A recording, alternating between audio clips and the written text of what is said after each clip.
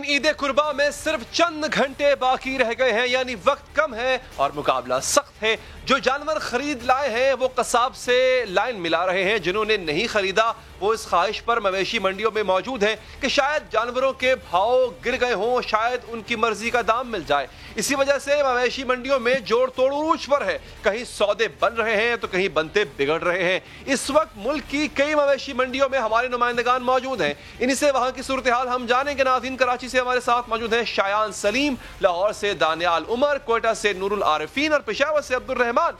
लाहौर का सफर करते हैं। लाहौर में तो आज बहुत अच्छा रहा। दानियाल, तो ये बताइएगा, क्या इसका फर्क कुछ व्यापारी पे पड़ा? व्यापारियों के कुछ दाम कम हुए क्योंकि अब ईद आ चुकी है, चंद घंटे बाकी रह गए हैं। ये व्यापारी भी चाहते होंगे कुछ अपने जानवर बेचें और अपने घरों को जाएं, ईद बनाएं, तो क्या कुछ मंडी में कमी आई है?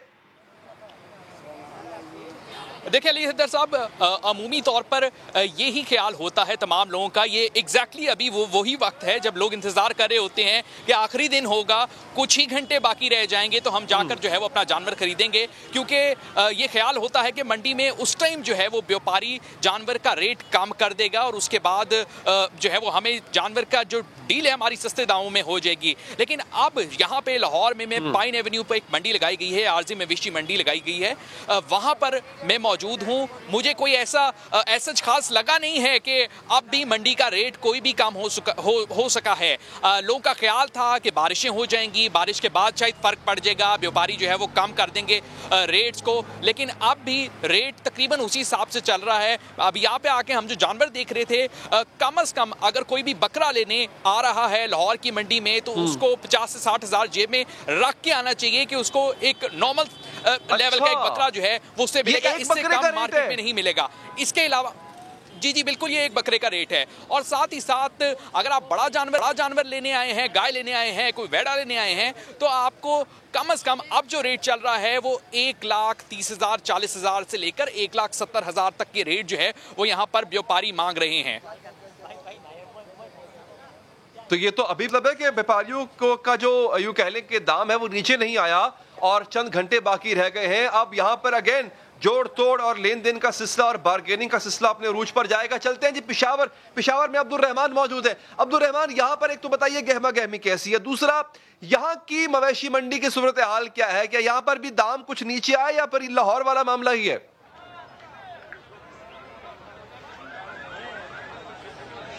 जी बिल्कुल, महंगाई है और महंगाई जब होती है तो पूरे मुल्क में होती है और उसके असरात जो है वो आम आदमी पर पड़ते हैं। पेशावर की सबसे बड़ी रिंग रोड मंडी में खड़े हैं, अब भी यहाँ पर लोग बड़ी तादाद में मौजूद है, जानवर भी है, लेकिन रेट्स इतने ज्यादा है कि उनकी से जो जेब है वो मनपसंद जानवर वो नहीं खरीद पा रहे। और जो आप हल्का जानवर ले ले 2-2.5 मन, वो 1,10,000 से कम का है ही नहीं। बड़े खुशकिस्मत लोग होंगे जिनको 2.5 मन का जो जानवर है वो 1,00,000 से कम में मिल जाए, जबकि बड़े जानवरों की कीमत क्या बात, वो तो आपको 2.5 लाख से लेकर 8 लाख तक जो है वो डिमांड करते हैं। अब बार्गेनिंग हो रही है, लेकिन वही सूरत हाल है, यहाँ बारिश भी हो चुकी है, यहाँ भी कीचड़ है, लेकिन जानवरों की कीमतें कम नहीं हुई। अलबत्ता सुबह के मुकाबले में 10 से 20 हजार रुपए बढ़ी है और लोग इस वक्त इस तकदो में कि किसी तरह जानवर खरीद ले और कल सुन्नत इब्राहिमी का फरीजा अदा करें, जबकि ये बड़े जानवरों की मंडी है। इसके साथ ही छोटे जानवरों की मंडी है।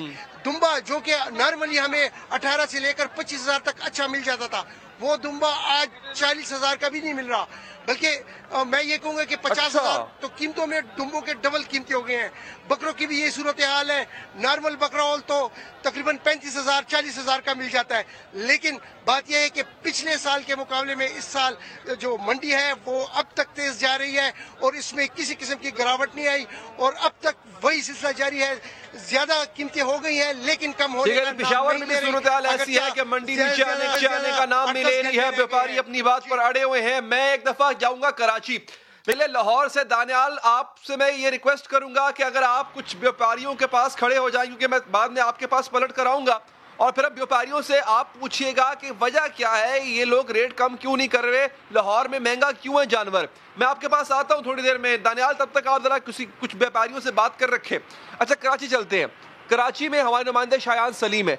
शायान, कराची में ये होता है कि वहाँ की मंडी में जानवर जो है वो दूर दराज इलाकों से लाए जाते हैं, पंजाब से बहुत ज़्यादा लाए जाते हैं, तो वहाँ पे अमूमन रेट ज़्यादा होता है। अब की बार यहाँ पे क्या सिलसिला है और क्या अब यहाँ पर भी यही सूरत हाल है? ईद में चंद घंटे बाकी रह गए हैं कुर्बानी के सुन्नत अदा करने में और रेट्स नीचे नहीं आ रहे। बिल्कुल, जिस तरह लाहौर से दानियाल ने बताया, कराची में शायद ये कहा जा सकता है कि ये सीज़न व्यापारियों के लिए बहुत अच्छा गुजरा है, क्योंकि गुज़िश्ता 3-4 सालों को अगर मवाजना किया जाए तो ऐसी सूरत हाल देखने में नहीं आती थी कि चांद रात वाले दिन तकरीबन 90% से ज़ायद मंडी खाली हो जाती हो। ये 3-4 साल बाद ऐसा देखने में आया है कि मंडी में तकरीबन जो जानवर हैं वो बिक चुके हैं। मुश्किल से इस वक्त 15 से 18 हज़ार जानवर हैं। 900 एकड़ पर ये मंडी लगाई जाती है, मगर ये बहुत सालों बाद ऐसा हुआ है कि जानवर तकरीबन बिक चुके हैं और ख़रीदार ज़्यादा हैं और जानवर कम हैं। यानी कि ये अगर हम कहें कि कुछ दिनों पहले तक जो जानवर 2 से 2.25 मन का मिल रहा था वो 90,000 या लाख तक में आ रहा था, लेकिन चांद रात में उमूमन लोगों का ख्याल होता है कि शायद जानवर कुछ सस्ता मिल जाएगा, क्योंकि कराची वालों का माइंडसेट है वो कुछ दिनों पहले बेशतर लोग जानवर तो खरीद लेते हैं, मगर कुछ लोग ऐसे भी हैं जो ये सोचते हैं कि चांद रात को जाएंगे रेट कुछ कम होंगे, लेकिन जब वो खरीदार यहाँ आए तो सूरत बिल्कुल बरक्स। जो 2 से 2.25 लाख का जानवर है वो इस वक्त 1,40,000-1,50,000 रुपए में मिल रहा है। तकरीबन 7.25 लाख के करीब जानवर यहाँ लाए गए थे और तकरीबन जानवर है वो बिक चुके हैं। इस वक्त भी खरीदार आ रहे हैं, लेकिन वो शिकवा कर रहे हैं कि उन्हें उनकी कीमतों में जानवर है वो नहीं मिल रहा। जी अच्छा, ये बड़ी एक मुख्तलिफ सूरत हाल कराची से सुनने को मिली है कि जनाब जानवर बिक गए हैं, मंडी तकरीबन खाली हो चुकी है। कहाँ 7 लाख जानवर और कहाँ सिर्फ 18,000 जानवर रह चुके हैं। अच्छा, कोयटा चलते हैं। कोयटा से नूरुल आरफीन साहब है। जी नूरुल आरफीन साहब, कोयटा में खरीदार का क्या माइंडसेट है, वो क्या माइंडसेट लेकर आ रहा है, उसके ज़हन में क्या कीमतें हैं और फिर आगे व्यापारी जो है वो क्या कीमतें बता रहा है, और क्या मंडी में कुछ मंदी आई है या अभी भी मंडी तेज चल रही है? जी, जैसे आपने अपने इंट्रो में बताया कि वक्त कम है और मुकाबला सख्त है।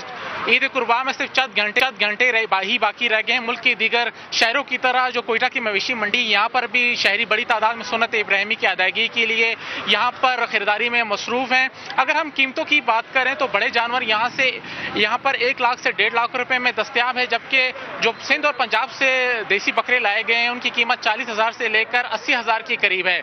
लेकिन यहाँ पर जो ज़्यादातर बलूचिस्तान में लोग पसंद करते हैं वो कम कीमत पहाड़ी बकरे पसंद करते हैं और दुम्बों को ज़्यादा पसंद करते हैं, क्योंकि यहाँ पर उनकी कीमतें अगर हम उनका मुवाजना करें तो 15,000 से लेकर 30,000 रुपए के दरमियान है। और यहाँ के जो लोग हैं वो उनका कहना है कि ये जो पहाड़ी बकरे होते हैं ये कम कीमत होते हैं और ये कुदरती माहौल में पलते हैं बढ़ते हैं, जिसकी वजह से इनकी कीमतें भी सस्ती होती हैं और इनका गोश्त भी जायकादार होता है। और वो यहाँ पे हमने देखा है कि यहाँ पर ही वो ज़्यादातर जो शहरी है वो पहाड़ी बकरे ही खरीद रहे हैं। जी, तो खरीदार जारी है वहां पे नूरुल आरफीन, या खरीदार आना कम हो गए हैं रात के इस पहर? नहीं, इस वक्त भी आप देख सकते हैं मैं कोयटा के एयरपोर्ट रोड पर मंडी में मौजूद हूँ। अभी भी तोड़ जोड़ का सिलसिला जारी और बड़ी तादाद में यहाँ पर जो है लोग शॉपिंग के लिए आए हुए हैं, खरीदारी कर रहे हैं और व्यापारी जो है वो अपने रेट कम नहीं कर रहे हैं। जिस तरह उनका ख्याल था कि जब ईद कुर्बान में सिर्फ चंद घंटे ही बाकी रह जाएंगे तो रेट में कमी होगी, लेकिन देखने में आया है कि जो जानवरों की कीमतों में कमी नहीं है। दानियाल से कुछ व्यापारियों के पास वो खड़े होंगे और उनसे बात उनकी हुई होगी कि व्यापारी रेट कम क्यों नहीं कर रहे। दानियाल, क्या वजह है, व्यापारी क्या कहते हैं, रेट कम नहीं कर रहे? और मैंने तो ये भी सुना बाज व्यापारियों को ये कहते हो कि भाई जानवर वापस ले जाएंगे, कम कीमत पे बेचेंगे नहीं। जी बिल्कुल अली साहब, हम जो है वो जाहिर है मैं जो बात बताऊंगा उससे ज़्यादा बेहतर जो है ये बात कोई भी खरीदार बता सकेगा। सबसे पहले खरीदार से बात कर लेते हैं जो यहाँ पर आए हैं और मार्केट में आपने क्या रेट देखा है, यहाँ पर आप आए हैं क्या लेने के लिए आए थे और क्या रेट चल रहा है अभी मार्केट का? जी अस्सलाम वालेकुम, मैं 10-15 दिन से यहाँ पे आ रहा हूँ जानवर लेने के लिए। मुझे गाय चाहिए, उसके लिए मैं 10-15 दिन से यहाँ पे चक्कर लगा रहा हूँ। जो आज से 10 दिन पहले दाम थे जानवर के, हमारा ख्याल था कि ईद के करीब आकर वो दाम थोड़ा सा नीचे आ जाएंगे, लेकिन हमारी जो सोच थी वो बिल्कुल गलत साबित हुई है। बारिश के होने के बाद भी मंडी से जानवर सड़क पे आ चुके हैं और रेट में कोई फर्क नहीं पड़ रहा। अभी क्या मिल रहा है, आपने रेट पता किया होगा, क्या कह रहे हैं व्यापारी? जी, जो जानवर हमने पिछले साल 70-75 हज़ार में लिया था उसी जानवर का इस साल जो रेट है 1,40, 1,35 या 1,30 से कम नहीं है। और आपका बजट क्या है? हमारा जो बजट है 80-85 एंड 90। 80-85 यानी कि वो कह रहे हैं हमारा बजट है। व्यापारी एक यहाँ पर खड़े हुए हैं।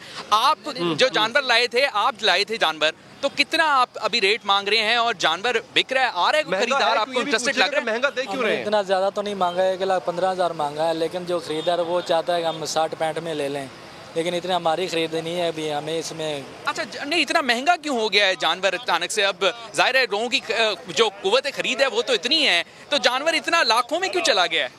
क्योंकि इमरान खान ने महंगाई बहुत ज़्यादा कर दी है, इसलिए। इससे पहले इतनी महंगाई नहीं थी, ये सबको पता है। जब नवाज शरीफ की हुकूमत में जानवर भी सस्ते थे और महंगाई भी बहुत कम थी। जब से इमरान खान उसी वक्त से महंगाई बहुत ज़्यादा हुई है, जानवरों के रेट वो भी बढ़ गए हैं। अच्छा, व्यापारियों ने पाकिस्तान तहरीक इंसाफ की हुकूमत में डाल दिया है। महंगा होने की जो वजह है वो सारी उन्होंने कहा कि जी इमरान खान साहब की हुकूमत है, इसलिए हम जानवर महंगा बेच रहे हैं इस दफा। चले, बिल्कुल ठीक, बहुत शुक्रिया दानियाल साहब, आपने हमें आगाह किया। शायान सलीम हमारे साथ मौजूद थे कराची से, नूरुल आरिफीन हमारे साथ थे, नाजरीन कोयटा से, पेशावर से अब्दुल रहमान साहब थे। नाजरीन, ये तो ईद मनाई जा रही है पाकिस्तान में, आज नहीं तो कुछ घंटों के बाद रेट मिल जाएगा, जानवर खरीद लेंगे, ये लोग अपने प्यारों के पास चले जाएंगे। लेकिन कभी आपने सोचा है कि वो इलाके, वो ममालिक, वो खित्ते जहां पर जंग छिड़ी होती है, उन जंग ज़दा इलाकों के जंग से उकताए हुए लोग ईद कैसे मनाते हैं? इस पर हमने एक स्पेशल सेगमेंट तैयार किया है, कहीं मत जाइएगा, देखते रहिए समा टीवी।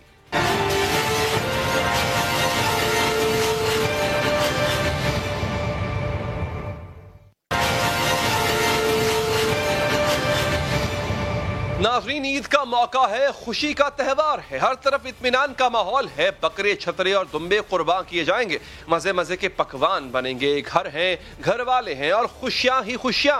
लेकिन सब इतने खुशकिस्मत नहीं होते, कुछ ऐसे भी होते हैं जिनकी आंखों में ईद पर भी वीरानियों के डेरे हैं। ये शाम के मुसीबत ज़दा हैं, ये यमन के पनाह गुज़ीन हैं, ये इराक के बदअमनी के मुतासरीन, ये बर्मा के सताए हुए रोहिंग्या मुसलमान हैं, ये इसराइल के जुल्म का शिकार फलस्तीनी मुसलमान हैं, ये कीनिया के पनाह गुज़ीन हैं, सूडान के तबाहाल खानदान हैं और ये दहाइयों से जारी जंग का शिकार अफगानी हैं। हर ईद की तरह इस ईद पर भी ये बदकिस्मत मुसलमान ईद की हकीकी खुशियों से महरूम हैं। ईद पर भी यहाँ बमबारी हो रही है, रॉकेट बरसाए जा रहे हैं, मासूम शहरियों को कत्ल किया जा रहा है। आज जब अफगानिस्तान के ऐवान सदर में ईद की नमाज पढ़ी जा रही थी, अफगान सदर अशरफ गनी भी नमाज अदा कर रहे थे, उसी वक्त पै दर पै रॉकेट हमलों की गूंज ने नमाजियों को दहशत ज़दा कर दिया। चंद माह से अफगानिस्तान की सूरत हाल इंतहाई पुरतशद्दुद होती जा रही है। अमरीकी इनखला के बाद तालिबान तेजी से अफगान इलाकों पर काबिज होते जा रहे हैं। अफगान हुकूमत और फोर्सेस मुसलसल हमलों की जद में है, लेकिन ईद के मौका पर तवक्को की जा रही थी कि शायद ये जंगी माहौल कुछ ठंडा पड़ जाएगा। ईद के मौका पर जंगबंदी के हवाले से अक़वाम मुत्तहिदा की जानिब से अपील भी की जा चुकी है, लेकिन इसके बावजूद हमले जारी हैं। एक तरफ अफगानिस्तान ने मुस्लिम कुव्वतों में इक़्तिदार की जंग जारी है और अफगान शहरियों पर ईद की खुशियों के बजाय मौत का खौफ तारी है। इराक के रहने वालों को ऐसी ही खौफनाक सूरत हाल का सामना है जो मुसलसल दहशतगर्दी की लपेट में है। खुदकुश धमाके बढ़ते जा रहे हैं।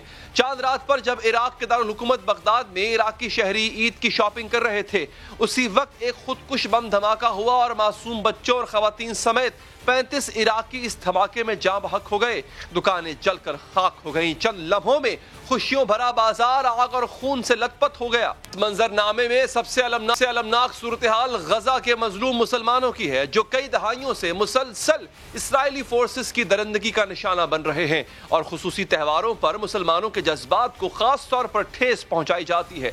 इस ईद पर भी मुसलमानों को नमाज के इज्तिमा से रोकने के लिए मस्जिद अक्सा में रुकावटें खड़ी कर दी गई हैं और जब फलस्तीनी मुसलमान ऑनलाइन खुतबा हज सुनने के लिए मस्जिद अक्सा आए तो उन्हें जबरदस्ती निकाल दिया गया था, हत्ता के खवातीन तक के साथ बदतमीजी की। यहूदी फोर्सेस का जब दिल चाहता है फलस्तीनियों का कत्लेआम शुरू कर देते हैं, जब दिल चाहता है मस्जिद अक्सा के दरवाजे फलस्तीनियों पर बंद कर देते हैं। 2 माह पहले मई के वाकयात की मिसाल लीजिए, सबके सामने है। 11 दिन जारी रहने वाली इसराइली बमबारी से गजा के 2200 घर तबाह हो गए और 37,000 घरों को नुकसान पहुंचा था और गम में मुब्तला इन फलस्तीनियों के लिए ईद की खुशियां बेमानी थी। यही सूरत हाल शाम की भी है, जहां गुज़िश्ता 10 साल से आग और बारूद की बरसात है। 5 लाख जिंदगियां मारी जा चुकी हैं, 60 लाख शामी बेघर हो चुके हैं। इसीलिए जब इन मजलूमों से ईद की तैयारियों का पूछा जाता है तो वो गम से फट और इराक की तरह यमन भी बदअमनी का शिकार है। 2014 से यमनी हुकूमत और हौसी बागियों में जंग जारी है।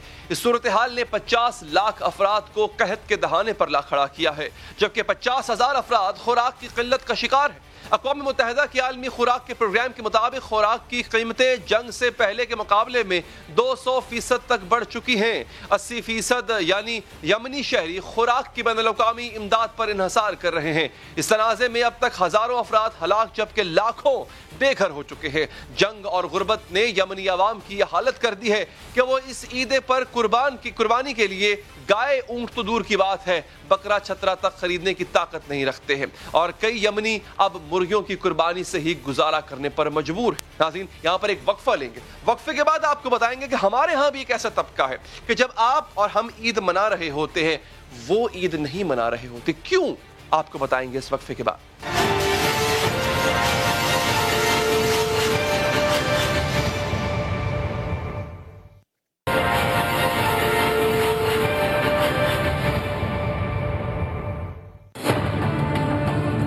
नाज़रीन, ईद की गहमा गहमी है और हम लाहौर शहर में निकले हैं। मैं इस वक्त अंदरून शहर के बाहर खड़ा हुआ हूँ। हम आज के प्रोग्राम में आपको बताएंगे कि एक ऐसा तबका है हमारे माशरे का जो कि हमारी हिफाजत पर भी मामूर है, लेकिन आपको साथ में ये भी दिखाना है और बताना है कि वो तबका अपनी ईद कैसे मनाएगा।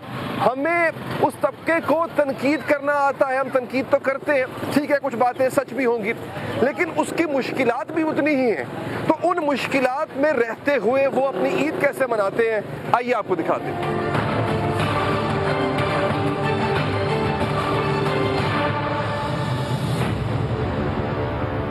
अस्सलाम वालेकुम जी, कैसे हैं सर? अल्हम्दुलिल्लाह ठीक ठाक है, शुक्र अल्लाह का। इजाजत है सर आज? हाँ जी। अच्छा, माशाल्लाह। बाबा जी, हाँ जी, ईद की गहमा गहमी है। हाँ जी। और बाहर तो मैं देख रहा हूँ बड़ी रौनक लगी हुई है माशाल्लाह। आप लोग ड्यूटी कर रहे हैं? ड्यूटी कर रहे हैं। तो कैसा लग रहा है कि ईद की गहमा गहमी में दिल तो करता है कि हम भी उसका हिस्सा बने?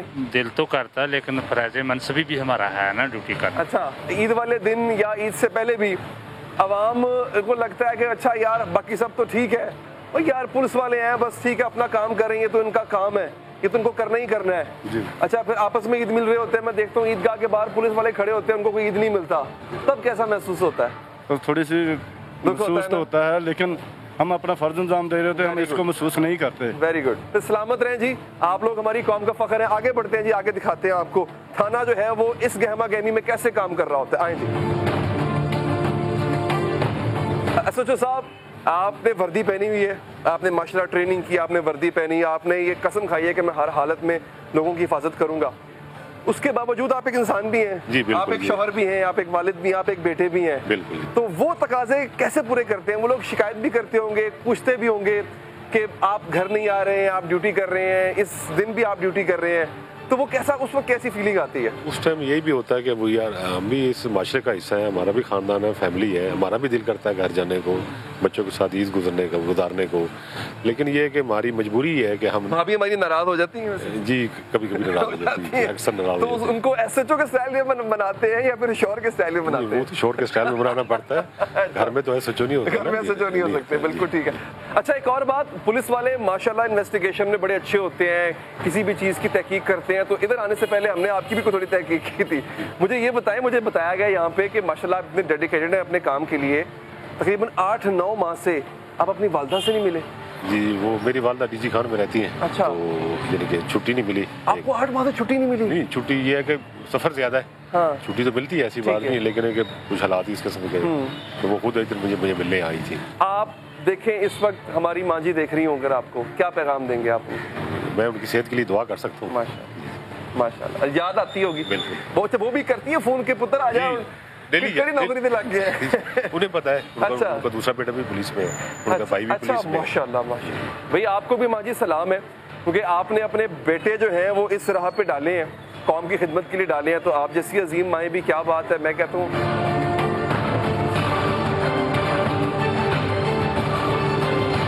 अब आपको हम नाकों पे लेके चलते हैं। ये बड़ा सख्त काम होता है, नाके की ड्यूटी करना। और यहाँ पे जवान हमारे। अस्सलाम वालेकुम सर, कैसे हैं आप? ठीक ठाक है जी, खैरियत से हैं? मुझे ये बताएं कि ईद पे लोग आ रहे हैं, जा रहे हैं, आप यार यहाँ पे खड़े होकर नाके पे ड्यूटी कर रहे हैं, कैसा महसूस हो रहा है? घर वाले इंतजार नहीं कर रहे होंगे पीछे? सर कर तो रहे हैं, इंशाल्लाह ताला ईद नमाज के बाद जो भी ट्रेंड बनेगी उस हिसाब से हम अपने अपने घरों को जाएंगे ईद मनाने। अच्छा, लेकिन ये बताएं कि लोगों को तो छुट्टी मिलती है बकायदा, बाकी लोग तो छुट्टी मना रहे होते हैं, अपने रिश्तेदारों में जाते हैं, अपने आबाई इलाकों में निकल जाते हैं, आप लोगों को याद नहीं आती? सर आती है, क्यों नहीं आती, फर्ज भी तो होता है ना, किसी न किसी ने तो ड्यूटी करनी है ना इधर। अच्छा, तो मुझे ये बताएं कि ये सिर्फ नाका ड्यूटी के लिए नहीं होता, यहाँ खतरा भी बड़ा होता है। बिल्कुल। तो ये नहीं महसूस नहीं होता कि यार देखो सब लोग अपने अपने लोगों के साथ हैं और हम खतरे में है, कोई आके कुछ भी कर सकता है हमारे साथ? सर हमारा ये फर्ज है, अगर हमने ये ड्यूटी ज्वाइन की तो ये नौकरी भी करनी पड़ेगी। हाँ। अपने लोगों के लिए। ठीक जी sir. Very good, very good. आगे भी चलते हैं जी। जवान देखे अपना काम कर रहे हैं यहाँ पे और बड़ी तंदुरुस्ती से काम कर रहे हैं। देखे यहाँ पे लोगों को रोका भी जा रहा है। ईद है ना जी, ईद है, तो ईद के लिए इन्होंने इस पूरी जगह को का अमन बरकरार रखना है कि लोग ईद भी मनाएं और सिक्योर भी रहे। अस्सलाम वालेकुम सर, कैसे हैं आप? शुक्र अल्लाह। मुझे ये बताएं कि ईद की गहमा गहमी है, लोग तो शॉपिंग करा रहे होते हैं अपने बच्चों को ईद वाले दिन, तुम लोगों का तलाशी ले रहे हो, कैसा महसूस होता है कि यार हम भी ईद मना रहे होते? महसूस तो होता है सर, लेकिन ये हमारा काम है, अफसरान बाला का हुक्म है, उनके मुताबिक हमने ईद गुजारनी है और अपनी अवाम की तहफ़्फ़ुज़ के लिए अपने मुताबिक ईद गुजारने का दिल करता है। दिल तो हर का करता है, दिल तो हर एक का है। हाँ। तो लेकिन अपने मुल्क के लिए करना पड़ता है। आप शादीशुदा हैं सर? जी, बच्चे हैं माशाल्लाह। बच्चे जिद नहीं करते, बाबा आज से काम छाड़ दे, आज से साढ़े को ला जा? जी करते हैं, लेकिन ये बाकी भी हमारे बच्चे हैं। अच्छा, ये मुल्क के बच्चे हैं जिनके हम बेगम नाराज होती हैं कि भाई ये क्या हो रहा है, आप तो ड्यूटी कर रहे हैं? नहीं, बाकी लोग नाराज तो नहीं होती, लेकिन उनका भी दिल करता है कि हम बच्चों में ईद गुजारें। अच्छा, उनका भी दिल करता है। अच्छा, मैं बताया फरमाइश करते हैं घर जाके कि जनाब आज ये पका दो, ईद का दिन है, मैं ड्यूटी करके आया हूँ, फरमाइशें होती हैं? क्या फरमाइश करते हैं आप, क्या खाने की फरमाइश करते हैं? खाने की फरमाइश ज़्यादातर मैं तो बिरयानी। हाँ, क्या बात है, क्या बात है, वेरी गुड, वेरी गुड। चलिए सर, आप लोग सलामत रहें, आप लोग हमारी कौम का फख्र है। और देखें जी, ये देखें आगे भी ड्यूटी हो रही है। अस्सलाम वालेकुम अमीन साहब, क्या हाल है? ठीक ठाक है? इधर आ जाए कैमरे से। ये जनाब कैसा लग रहा है ईद वाले दिन ड्यूटी करते हुए? बहुत अच्छा लग रहा है। हाँ जी, अच्छा लग रहा है। नहीं, दिल तो करता है ना कि चलो यार घर जाए। हमारा काम जाने को देख जी करता है, मगर मजबूरी है, ड्यूटी है। मुझे बताएं, ये लोग भी आपको तंग करते हैं यार? कहते होंगे यार ये क्या मतलब पीछे पड़ गए हैं, क्यों हमें तंग कर रहे हैं इस तरह से? कई ऐसे अच्छे भी लोग होते हैं, हाँ। बुरे भी होते हैं। जब वो बुरा कहते हैं दिल दुखता है सर? दिल दुखता है, मगर अपना रवैया अच्छा रखना पड़ता है। रवैया अच्छा रखना पड़ता है, गुस्सा तो नहीं आता? नहीं करता, कट मारिए, मार लेती है। अच्छा, चलो वेरी गुड, सलामत रहे सर। कैसे हैं आप? अल्हम्दुलिल्लाह ठीक है, ठीक ठाक है, शुक्र अल्हम्दुलिल्लाह। सर जी मुझे बताएं, लोगों ने अपने बच्चों के खिलौने पकड़े होते हैं ईद के मौका पे, आपने बंदूक पकड़ी हुई है, कैसा लगता है? अच्छा लग रहा है, अच्छा सही लग रहा है। हाँ जी, हाँ। बड़ा मुश्किल काम है यार, धूप है, गर्मी है, उसमें खड़े होना, लोग ईद मना रहे होंगे, आप यहाँ पे ड्यूटी कर रहे हैं। अच्छा, बंदूक पकड़ना नहीं, बंदूक चलानी भी पड़ जाती है, गोली खानी भी पड़ जाती है, तो यार घर वाले कैसा, उनके दिल में क्या एहसास होता है कि यार कोई गाने वतन के लिए जान देनी पड़ती जाती है? हाँ, कोई पता नहीं। ऐसा देखिए, मैं आपका मुराल बड़ा हाई है, लेकिन ये भी तो होता है ना कि पता नहीं आज घर जाना है कि नहीं जाना है। आज आखिरी दिन हो, ईद का दिन आखिरी दिन हो, अल्लाह माफ करे, अल्लाह ताला आपको सलामत रखे, लेकिन ये भी तो एहसास एक होता है ना। माँ जी हैं घर में? हाँ जी अल्हम्दुलिल्लाह है। वो नहीं, उनका दिल नहीं दुखता कि मेरा पुत्र आज देखो, आज ईद सी, आज मैं ਉਹਦੇ ਵਾਸਤੇ खाने बना दी, आज देखो ड्यूटी कर रहा है ਉੱਥੇ बाहर, की कहते ने हो माँ जी? हर एक दिन माँ बाप की ख्वाहिश होती है कि बच्चा कर रहे, पर मुल्क वास्ते सारे खिदमत वास्ते हाजिर होने चाहिए। मुल्क पहला मुल्क पहला है। बड़ी गल है वैसे, पहला मुल्क पहला है। थोड़ी जी तनख्वाह, सहूलतां कोई ना, धुप्पे खिलाना है, तो फिर भी मुल्क की मोहब्बत है। इंशाअल्लाह हिम्मत, थोड़ी हिम्मत तो सलाम है, सलामत रहो माशाल्लाह, बहुत अच्छे, बहुत अच्छे। जनाब अब हम पहुंचे हैं एसपी सिटी साहब के दफ्तर। लीडर भी काम कर रहा होता है, ऐसा नहीं है कि मुलाजिम काम कर रहे हैं, जवान काम कर रहे हैं, लीडर भी उस तरह काम कर रहा है। तो आइए चलते हैं पुलिस के लीडर से पूछते हैं कि वो किस तरह काम कर रहे हैं ईद की गहमा गहमी में। आइए जी।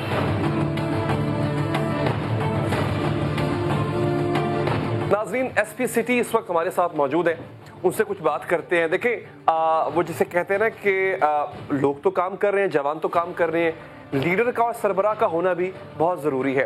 तो हसन जाकी साहब, यहाँ पे आप मौजूद हैं, डेफिनेटली पुलिस वाला, इस वर्दी के पीछे जो पुलिस वाला होता है वो इंसान भी होता है, वो उसकी फैमिली भी होती है। अच्छा, कैसा लगता है, आप भी अपनी फैमिली से दूर, आपके जवान भी अपनी फैमिली से दूर, ईद की गहमा गहमी, लोग बाहर जो है वो सुकून से अपनी ईद मना रहे होंगे, ईद की तैयारियां कर रहे होंगे, वो फीलिंग कैसी होती है कि यार आज भी काम कर रहा हूँ? जी बिल्कुल, आपने जो बात की है मैं इससे एग्री करता हूँ कि ऑब्वियसली फैमिलीज़ को शुरू में तो फील होता है जब हम सर्विस में आते हैं। अच्छा। लेकिन आहिस्ता आहिस्ता फैमिलीज़ एडजस्ट कर जाती हैं और वो इस बात पे ज़्यादा खुश होती हैं कि हमारी प्रेजेंस की वजह से अवाम की ईद जो है वो अच्छी गुजर रही है और वो सिक्योर है हमारी वजह से। तो ऑब्वियसली अब मेरी भी शादी को ज़्यादा टाइम नहीं हुआ। अच्छा। मेरी बीवी शुरू में गिला करती थी जब मैं लेट घर आता था, लेकिन अब वो इस बात को अप्रिशिएट करती है कि मैं मेहनत कर रहा हूँ और मैं अवाम को सिक्योर करने के लिए, उनकी हिफाजत के लिए जो है वो। अच्छा, नहीं, जब ऐसा होता होगा ऑन अ लाइटर नोट, क्योंकि ईद का एक त्यौहार है तो हम जरा लाइट सी बातें भी करेंगे। तो भाभी को मनाते किस अंदाज से थे? एसपी के अंदाज से मनाते थे कि शौहर के अंदाज से मनाते थे? घर के अंदर तो कोई भी एसपी नहीं होता, तो मतलब उसमें ये कि आहिस्ता आहिस्ता फैमिलीज एडजस्ट कर जाती हैं।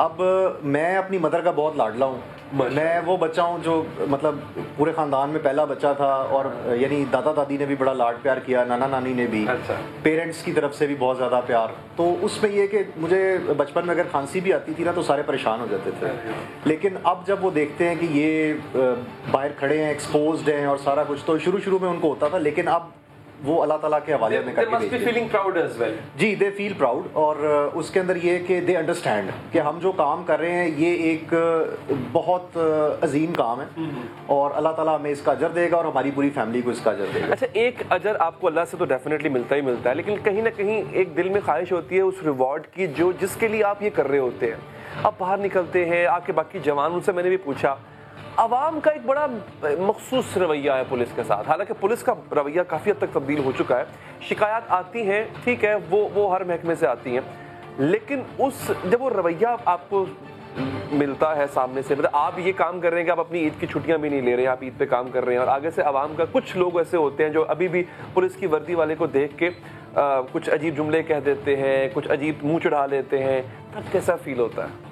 जी देखिए, आप जानते हैं कि हर घर के अंदर कुछ बच्चे होते हैं जो मतलब नाफरमान भी होते हैं, ना समझ होते हैं। तो हमारे लिए तो सारे बच्चे हैं, मतलब बेशक हम मेरे से एज में बड़े हैं, कोई बुजुर्ग भी हैं, लेकिन मेरे लिए जो है वो सारे मैं उनकी हिफाजत के ऊपर मामूर हूँ और मैं आंसरेबल हूँ सारों को। I am answerable to them. मैंने जिस दिन ये वर्दी पहनी थी उस दिन मुझे इन सारी बातों का पता था कि मुझे लोगों की तरफ से रिएक्शन और रेजिस्टेंस और ये तमाम जुमले, ये सारी चीज़ें फेस करनी पड़ेंगी। तो मैंने अपने एक्शंस के थ्रू साबित करना है कि वो जो समझते हैं मैं वो नहीं हूँ।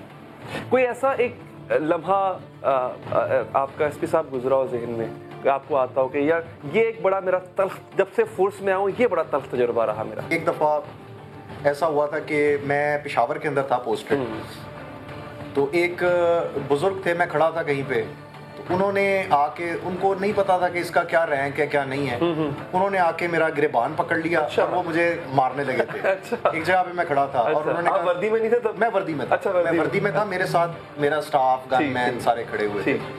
तो इमीडिएटली जब स्टाफ रिस्पॉन्ड करने लगा कि हमारे अफसर के ऊपर इन्होंने हाथ उठा लिए, तो मैंने उनको रोक दिया। मैंने बाबा जी को गले लगाया और मैंने उनको समझाया कि जी आपका जो भी मसला है मैं हल करूंगा इंशाल्लाह ताला। तो बाद में वो शर्मिंदा हो गए, उसके बाद उन्होंने मेरे से माफियां मांगी और सारा वो समझे इस बात को।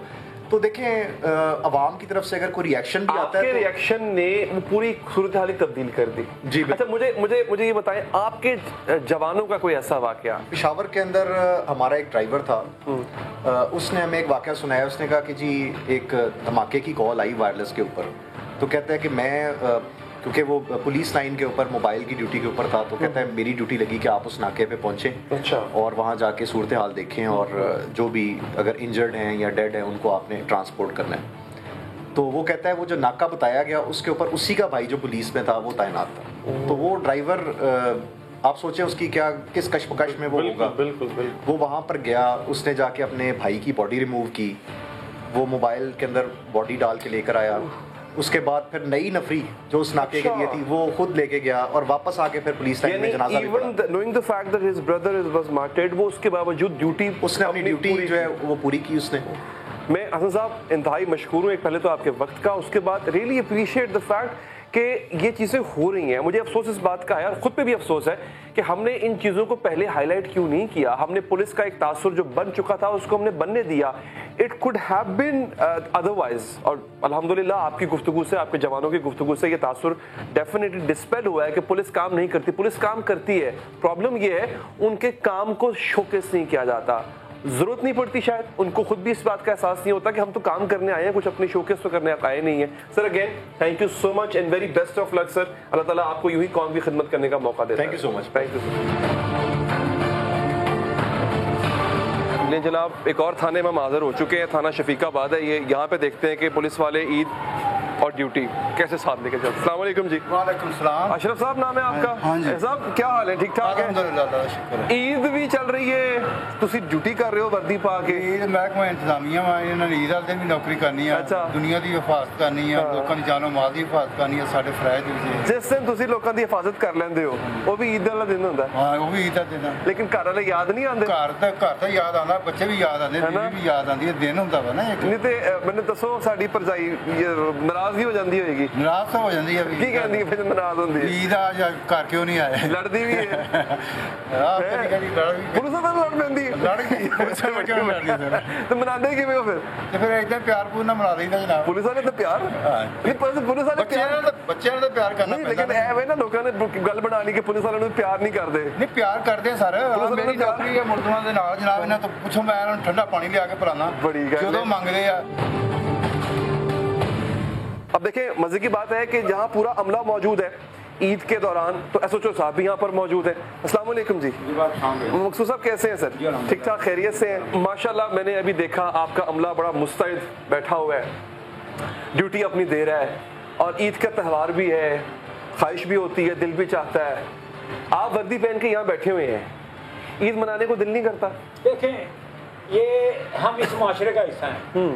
एक्चुअली जो पुलिस का तस्वर है वो शरीफ लोगों का तहफ़्फ़ुज़ है और बदमाश जिनसे मखलूक खुदा तंग है उनको तंग करना पुलिस का ही काम है। अल्हम्दुलिल्लाह अल्लाह ताला ने मुझे इतना नवाजा है कि मैंने टिब्बी सिटी में मैं तकरीबन 5 साल से ज़्यादा मेरी सर्विस है बतौर SHO।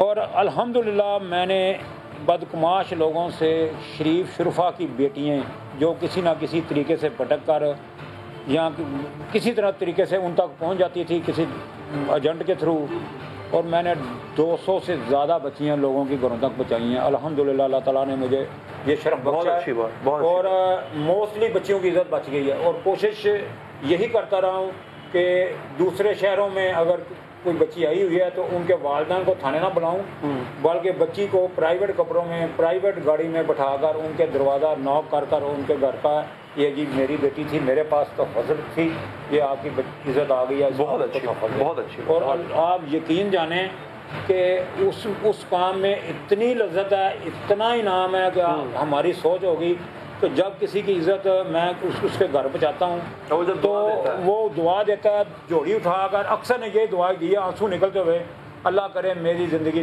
तो लग जाए। कैसे फीलिंग क्या आती है? मैं कहता हूँ उस वक्त जिस्म काम जाता है। या अल्लाह, जिस्म काम जाता है। मैं जो बात समझ पाया हूँ आपकी मकसूद साहब कि एक पुलिस ऑफिसर का सबसे बड़ा रिवॉर्ड एक गरीब की आंख से जब आंसू वो पूछ लेता है ना, और जब चेहरे पे मुस्कुराहट दुआ आती है। कोई लम्हा याद करते हैं वैसे आपकी जिंदगी में? कोई शेयर करने कोई कदा वाकया ऐसा? वाकया एक ऐसा हुआ कि एक बच्ची घर से आ गई, किसी लड़के के साथ उसका निकलने का वक्त था, टाइम था, फिक्स था, वो लड़का ना आ सका, वो घर से भागी। उसने कहा मेरा घर वापस गई तो मुझे वो ना मार देंगे। तो वो चलती चलती दाता दरबार आ गई, दाता दरबार से एक एजेंट ने ली और उसने हीरा मंडी में दे दी। और वो मेरे डर से उसको लेकर तो ये इधर ना शेखपुरे के दूध में ले गई, उसका घर था वहाँ पर, वो उधर ले गई। 4 दिन बच्ची को वहाँ पर रखा। इस दौरान गांव में वो पंचायतें वगैरह बैठती रही। वो लड़का अपने बड़ोई के साथ उसको ढूंढने लोरा आ गया। तो लड़की के पास मोबाइल था जो उसने अपना छुपाया हुआ था। रात को लड़के के साथ लड़की का राब्ता हो जाता है 4 बजे 3 बजे। तो उसने फ़ोन कॉल कर रही थी। उसने कहा किधर हो तुम? उसने कहा मैं बाजी नीलो के पास हूँ। तो नीलो वहाँ पर एक ही थी, सबको पता था। अच्छा, नायका थी। तो नीलो उठ पड़ी, उसने वहाँ सुन ली, उसने एकदम आग थप्पड़ मारा उसको, कहती है किसको बता रही थी? उसने कहा जी मैं मेरा जो था जिसके साथ मैंने निकला उसको बता रही हूँ, कहा मरवाता हूँ। उसने उसी वक्त दिन का इंतजार नहीं किया, उसी वक्त रात को रिक्शा लिया और थाने में, क्योंकि जो मेरे पास थाने में ले आता था ना जी मैं कार्रवाई नहीं करता था। अच्छा, कि ये मेरे पास बच्ची ले आया खुद, ठीक, तो इसके खिलाफ कोई कार्रवाई। उसको कहा मैंने अपनी जान छुड़ाऊं बच्ची को लेकर मेरे पास। रास्ते में वो लड़का कहीं वो तलाश कर रहा था उसको, लड़की ने वहाँ ही लड़के ने रोक लिया। लड़का वो उससे लड़की को छीन रहा है, वो कहती मैं ऐसे जो पुलिस को इस दौरान पुलिस आ गई, 15 कॉल पुलिस आ गई, पुलिस थाने में ले गई। मैंने कहा इन दोनों के घर वालों, लड़की के उन्होंने भाई लड़का छीन रहा था लड़की, मैं कहा दोनों के घर वालों को बुला लिया। जब वापस आए ना तो वो शाम को मैंने घर वाले बुला लिए, शाम को आए, वो लाहौर से बाइक के थे, दूर इलाका था, वहाँ से वापस आए तो रात को ना दोनों पार्टियां बैठ गई। मैंने उनको बताया कि भाई आप बच्चे ने ये गलती की है तो आप ये, तो उनके साथ एक था चौधरी बड़ा अच्छा ताव देने वाला, ठीक, वो कहता जी, मैंने कहा देखें ये बच्ची, कहता जी आज इनका कसम देने का वादा था और SHO साहब ਤੁਹਾਡੀ उन्नी उम्र नहीं जिन्ना मैंने 75 भुगतान का तजर्बा है। अच्छा जी, उन्होंने कहा जी अज मैंने पता पुलिस ने मिलकर बच्ची वापस हो रही है। तेरा मैं क्या पता, मैं कहा भाई जी तुम खामोश रहना, बोलना नहीं। मैंने लड़की को बुलाया, लड़की आई, उसको थोड़ा सा दबाया सबके सामने, मैंने कहा सही स्टोरी बताओ। उसने सही स्टोरी बताई। अच्छा, उसको भेज दिया, लड़के को बुलाया, लड़के को थोड़ा सा अच्छा खींचा मैंने, उसको सही स्टोरी बताओ। लड़के ने स्टोरी बताई था। उसके बाद लड़के को बनोई को बुला लिया, उसको कहा सही स्टोरी बताओ, उसने सही स्टोरी बताई। इतनी देर में मैंने नायका को पकड़वा कर ले आया, वो आ गई, उसे थोड़ा सा मैंने अच्छा दबाया, मैंने कहा बताओ सही स्टोरी। उसने स्टोरी बताई तो वो सारी स्टोरी एक थी। वो चले गए, मैंने बाहर बैठा दिया। बैठाने के बाद मैंने ना उससे पूछा जी चोई साहब आप बताएं। उसने कहा मुझे यकीन आ गया। मैंने कहा एक शर्त पे बच्ची दूंगा, अगर आप बच्ची को नुकसान नहीं पहुँचाएंगे। बहुत अच्छी बात, क्योंकि अगर अल्लाह ने आपकी इज्जत महफूज रखी है 4 दिन, तो आप और आप अपनी इज्जत खराब करेंगे फिर आप जिम्मेदार। बिल्कुल ठीक है। तो बच्ची की 1 माह में शादी कर दी। अच्छा, उसने कहा जी मुझे वहाँ में मंजूर है। लड़की का चाचा वहाँ पे मौजूद था, उसने कहा जी मुझे पता चल गया हमारी लड़की पाक साफ है, तो अल्लाह ने हमारी इज्जत रखी है, मैं बच्चे का रिश्ता भाई से मांगता हूँ। तो उन्होंने कहा ठीक है 1 माह में शादी करके हम आपको बताएंगे। ठीक है, जिंदाबाद। वो लड़की को बुलाया, उसको बाप से माफ़ी मांगी, गले लगाया, रोना शुरू हो गया। लड़के को बुलाया, चलो बहन के सर पे प्यार दे। वो बहन के सर पे प्यार दिया, उस नाम से मेरी बहन है, वो हो गया दोनों पार्टियों का आपस में जफ्फी डलवा। यानी आपने मामला फहमी करवाई। वो चलेगा। अल्लाह ताला आपको सलामत रखे सर, आपका बहुत बहुत शुक्रिया। आप कौम की खिदमत जिस तरह कर रहे हैं और आपका पूरा जो स्टाफ है, आपके मुलाजिम जो कर रहे हैं जिस तरह से, वो भी अल्लाह ताला ऐसे ही उनको तौफीक देता रहे। अल्हम्दुलिल्लाह अल्लाह ताला का शुक्र है। जब ये यूनिफॉर्म पहन कर बाजार में जाए ना, इलाके में निकले, तो कोशिश होती है कि हर अच्छी आंख प्यार मोहब्बत से देखे और हर बुरी आंख खौफ से देखे। बहुत शुक्रिया सर, जज़ाकल्लाह। सलामत रहे मुस्तफ़ा, सलामत रहे, बहुत शुक्रिया। तो नाज़रीन, आज का जो दिन था हमने पुलिस वालों के साथ गुजारा और जाना कि ईद के दिनों में पुलिस किस तरह से वो दिन गुजारती है, आपकी हिफाजत करते हुए गुजारती है। मुझे और मेरी टीम को दीजिए इजाज़त नाज़रीन, अल्लाह के बाद।